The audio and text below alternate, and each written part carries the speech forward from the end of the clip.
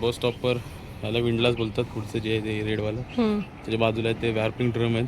इकडनं चेन अशी खाली जाते ती. तर नमस्कार मित्रांनो, मी अनिकेत मोरे तुमचं पुन्हा एकदा स्वागत करतो माझ्या यूट्यूब चॅनल आसुतकर मोरे नंबर 1मध्ये. माझा हा फर्स्ट ब्लॉग आहे जो रिलेटेड माझ्या जॉबशी आहे. सो तुम्ही त्याला सपोर्ट करा आणि आवडल्यास नक्कीच लाईक करा. आणि आज मी चाललो आहे माझ्या इन्स्टिट्यूटला, the great eastern institute of maritime studies म्हणून. सो तुम्हाला कसा वाटतो व्हिडिओ तो नक्की पहा. मी त्या इन्स्टिट्यूटमध्ये मी जी.पी. रेटिंगचा कोर्स केला आणि जी.पी. रेटिंगचा कोर्स केल्यानंतरला मला आता पुन्हा DLPचं जे काम होतं बाकी, त्यासाठी मला तिथे जावं लागतं आहे. कारण DG शिपिंगने नवीन रूल काढला आहे. सो DG शिपिंगच्या नवीन रूलच्या हिशोबानुसार म्हणजे जे DLP आहे ते कंपल्सरी आहे. जर तुमचं DLP नसेल तर मग ते सर्टिफिकेट व्हॅलिड नाही होत. सो मला ते तिकडे जाणं गरजेचं होतं. मी अपॉइंटमेंट घेतली होती. 1 आठवड्यामध्ये त्यांनी बोलवून घेतलं. सो मी आता इन्स्टिट्यूटला जात आहे. माझं इन्स्टिट्यूट खूप छान आहे आणि तुम्हाला कसं वाटतंय ते सांगा. तर मित्रांनो, लोणावळ्यातील तुंगारली गावामध्ये हे इन्स्टिट्यूट आहे आणि ह्या इन्स्टिट्यूटचा एरिया कमीत कमी 4 ते 5 एकर असावा. हा मेन गेट आहे आणि मेन गेटवरती नाव समोर दिसतं आहे, the great eastern institute of maritime studies. Security गार्डनी नंतरला सगळी चेकिंग केल्यानंतर आम्ही आतमध्ये गेलो. हा संपूर्ण समोरचा एरिया आहे. राईट साईडला पार्किंगचा एरिया केलेला आहे आणि लेफ्ट साईडला जे दिसत होतं ते छोटे छोटे रो हाऊस आणि बंगले टाईप असं बांधलेलं आहे, जिथे कॅप्टन लोक आहेत, जे फॅकल्टीचे मेंबर आहेत ते लोक तिकडे राहतात. कारण मंडे टू फ्रायडे ते लोक तिथे असतात इन्स्टिट्यूटमध्ये आणि सॅटर्डे संडे मोस्टली त्यांना ऑफ असतो. सो हा जो आहे हा एंट्रन्स आहे मेन. आपण चाललो आहोत ॲडमिन ऑफिसला. हा संपूर्ण एरिया ॲडमिन ऑफिसच्या बाजूचा आहे. ह्या वेटिंग एरिया आहे. इथे बाजूला सोफे आहेत, तिथे बसू शकतो. आणि पुढे चालायचं म्हटल्यावरती आता ॲडमिन ऑफिसवरून पुढे गेलो ना थोडं की हा संपूर्ण ऑडिटोरियम आहे लेफ्ट साईडला आणि राईट साईडला संपूर्ण बागायत केलेली आहे.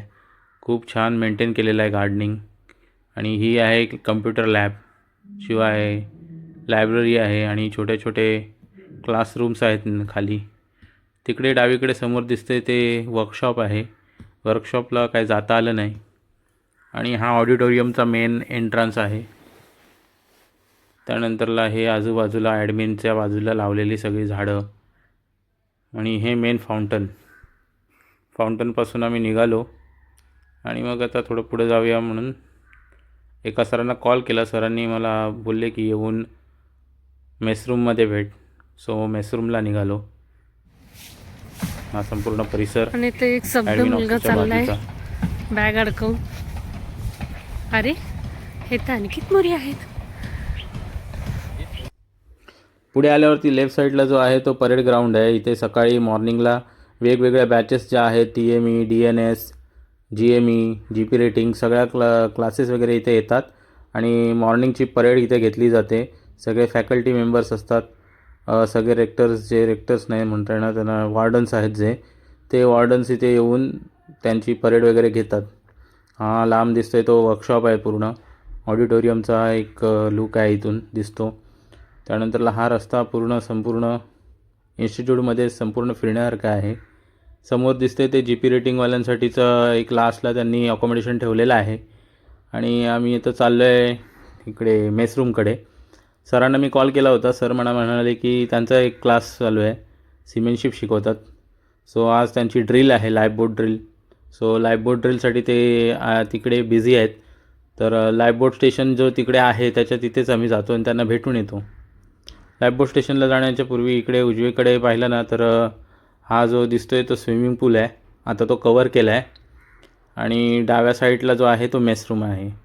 मेसरूममध्ये सगळे बॅचेस वगैरे दुपारचं आणि संध्याकाळचं जेवण असतं इथे.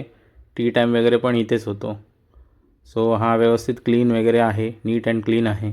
शिवाय दिवसाचा उजेड देखील इकडे असतो भरपूर. इकडे खाली कॅफेटेरिया आहे मुलांसाठी थोडंसं रिफ्रेशमेंटसाठी. आणि इकडून पुढे आल्यानंतरला हा आहे तो मस्त स्विमिंग पूल. 15 मीटर त्याची खोली आहे. एका साईडला कमी आहे आणि लेफ्ट साईडला जास्त आहे. शिवाय इकडे एक लेक म्हणजे पाणी अडवून ठेवलेलं आहे आणि ही आहे लाईफ बोट स्टेशन, जिथनं लाईफ बोट लोअर केली जाते. आणि इथून STCWचे कोर्स इकडे कंडक्ट केले जातात. शिवाय डाव्या हाताला जे बांधलेलं आहे ते बंगलोज, ते कंपनी ओनरसाठी राहण्यासाठीचे हे आहे. आता आपण पुढे जातो आणि बघूया लाईफ बोट स्टेशन, लाईफ बोट ड्रिल कसं होतं आहे. तर सर तिथे शिकवत होते, खाली सगळ्यांना इन्स्ट्रक्शन देत होते की लाईफ बोट ड्रिलचं कसं काय करायचं. तर ते आपण थोडं पुढे जाऊन बघूया. पुढं आलं असतं ते हे फॉक्सेल त्यांनी रेडी केलं आहे. मुलांना शिकवण्यासाठी सगळ्या काही सुविधा आहेत. इथे लाईफ बोट आहे आणि लाईफ बोटची ड्रिल आता सर कंडक्ट करत आहेत. सर आहेत खाली अशी इन्स्ट्रक्शन देत आहेत. शिवाय डाव्या आणि लेफ्ट आणि राईट साईडला, फॉरवर्ड अँड आफ्ट साईडला पेंटर बांधलेत. आणि पेंटर म्हणजे ती रशी, जिला पेंटर म्हटलं जातं. त्या रशीने बोटची स्विंग थांबवली जाते आणि ही लाईफ बोट आता लोअर करत आहेत.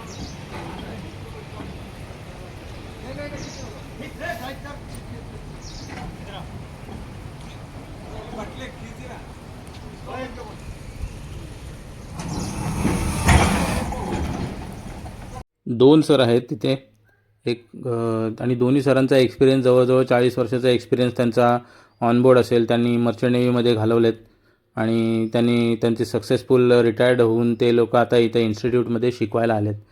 आणि प्रत्येकाला एक डेमॉन्स्ट्रेशन ते कंटिन्युअसली देत असतात. आणि ही ड्रिल खूप महत्त्वाची असते, कारण ऑनबोर्ड जर काही इन केस ऑफ इमर्जन्सी, काही इमर्जन्सी आली तर ही लाईफ बोट लोअर करता आली पाहिजे एकट्या माणसाला तरी. आणि ती कशी लोअर करायची त्याचं सगळं संपूर्ण इन्स्ट्रक्शन सुरू आहे. हा ॲक्च्युली STCWचा कोर्स आहे आणि त्या कोर्सचं हे चालू आहे डेमॉन्स्ट्रेशन, किंवा आम्ही त्याला ड्रिल म्हणतो. ती ड्रिल सुरू आहे. तर आता हे इकडे इन्स्टिट्यूटचं सगळं सुरूच होतं. त्यानंतरला म्हटलं थोडंसं पुढे जाऊया. जसं फिजिकल ट्रेनिंग आहे इम्पॉर्टंट, तशी प्रॅक्टिकल ट्रेनिंग पण इम्पॉर्टंट आहे. म्हणून कंपनी म्हणजे त्यांच्याकडे खूप लक्ष देते आणि त्याचं हे उदाहरण आहे. हे आता जे बनत आहे, नवीन कन्स्ट्रक्शन सुरू आहे, ते आहे नवीन शिप स्ट्रक्चर आहे. ते ॲक्च्युली संपूर्ण जहाज तिथे रेडी करून ठेवणार आहेत आणि मुलांना अभ्यासासाठी होईल. हा एक छोटासा पार्ट आहे त्याचा, फॉक्सेल आम्ही ज्याला म्हणतो, जहाजाचा पुढचा भाग, सर्वात पुढचा भाग, फॉरवर्ड मास्ट. आणि ते जे आहे ते इथे दिसत आहे. आणि ह्याच फॉक्सेलवरती आम्ही वरती गेलो, बघितलं तर हे साऊंडिंग पाईप्स वगैरे आहेत बाजूबाजूला, ह्याला बीट्स म्हणतो. आणि याच्यावरती रोप बाहेरची, म्हणजे जेव्हा मेडफास्ट केली जाते जहाज, तेव्हाच्यानंतरला ते मेडफास्ट केल्यानंतरलाचं हे आहे. हा आहे ओल्ड मॅन. हा रोलर असतो ॲक्च्युली वरती. आणि जहाजाची जी रशी आहे ती चॅफ नको होण्यासाठी हे ओल्ड मॅन यूज केले जातात. शिवाय हे आजूबाजूला असलेलं हे सगळं परिसर एकदम स्ट्रक्चर म्हणजे जहाजासारखंच बनवलेलं आहे, जेणेकरून मुलं कधी त्या गोष्टीचा ऑनबोर्ड गेले किंवा शिपवर गेले तर त्यांना कुठल्या गोष्टीचं नवीन असं काही वाटायला नको, म्हणून हे सगळं फेमिलिअराईज असले पाहिजेत. आणि हा आहे परांजा, जो मोस्टली यूज केला जातो पेंटिंगसाठी, सी साईड ओव्हर साईड पेंटिंगसाठी. आणि हे सगळं स्ट्रक्चर सेम टू सेम जसं जहाजावरती असतं तसं. ह्याला आम्ही फॉरवर्ड मास्ट बोलतो, जो फॉरवर्ड साईडला असतो आणि त्याच्यावरती सगळे लाईट्स वगैरे असते. त्यानंतरला हे आहे तो वार्पिंग ड्रम आणि विंडलास बोलतात त्याला. आणि वार्पिंग ड्रम आहेत त्या आजूबाजूला. आणि शिवाय हा स्टॉपर. आणि इथून ही जी चैन निघाले, ती चैन जी आहे ती त्या साईडला, म्हणजे ह्याला म्हणतो अँकर. आणि तो जो आहे अँकर तो खाली इकडून आपल्याला दिसेल. आता इकडून वाकून बघितल्यावरती तुम्हाला फॉरवर्ड साईडला जो दिसतो आहे तो आहे अँकर. हा मोस्टली जहाज हे करून, म्हणजे एका ठिकाणी होल्ड करून ठेवण्यासाठी, पोझिशनमध्ये ठेवण्यासाठी हा वापरला जातो. आणि हा अँकर, जो नांगर बोलतो, तो टाकून आपण जहाज एका ठिकाणी ठेवतो. आता आपण तिकडे वरतून जाऊन आलो. STCWचा कोर्स चालू आहे. मुलं आतमध्ये बसलेत लाईफ बोटमध्ये आणि लाईफ बोटमधलं सगळं हे चालू आहे. लाईफ बोटचं झाल्यानंतरला आम्ही निघालो, बोललो चला बघूया ग्राउंड कसं आहे, जिथे सकाळची मॉर्निंग PT केली जाते. PT होते आणि सर वगैरे तिकडे अराऊंड 4 वाजता आम्ही उठतो, 4-4:30ला, किंवा त्याच्यानंतर PT होते. हा इथे एक फायर स्टेशन आहे, जिथे फायर एक्सटिंग्विशर वगैरे ह्याची सगळी माहिती दिली जाते. इथून थोडं पुढं आल्यानंतरला हे जे आहे, हा जो पर्याय आहे, त्याच पर्यायाचंच पाणी तिकडे जाऊन अडवलं आहे. आणि तिथे एक छोटीशी असं तलावासारखं करून त्याच्यामध्ये ते लाईफबोट ड्रिल केली जाते, लाईफबोट लोअर केली जाते. पुढे आल्यानंतरला हे संपूर्ण एवढं मोठं ग्राउंड आहे. ह्या ग्राउंडचे राऊंड सकाळ सकाळ 10-15 राऊंड मारताना पूर्ण हालत बेकार होते. तिकडे एक मॉक ड्रिल होते, म्हणजे फायर ड्रिल, जे फायर एक्स्टिंग्विशरचं सगळं जे आहे तिकडे पण STCWचा कोर्स सुरूच आहे आणि ते दुसरे सर एक घेत आहेत.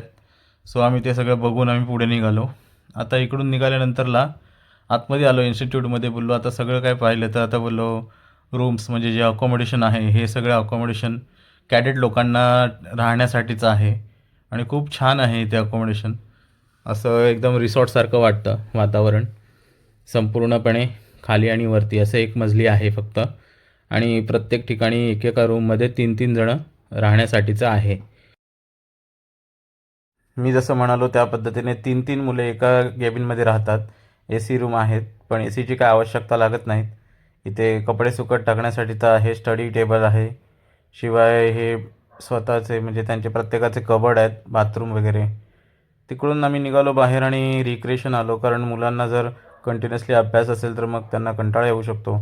त्यासाठी थोडं त्यांना रिफ्रेशमेंट होण्यासाठी हा एरिया आहे. इथे समोर एक लाईफबोट ठेवले, ओपन लाईफबोट बोलतो त्याला, जी गावी बोट म्हणतात तसं.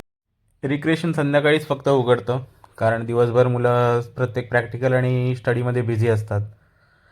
इकडून थोडं वरती पाहिलं ना की ह्या पायऱ्या आहेत आणि ह्या पायऱ्यांवरनं फर्स्ट फ्लोअरला हे सगळ्याच ठिकाणी क्लासरूम वगैरे तसंच ठेवलेलं आहे.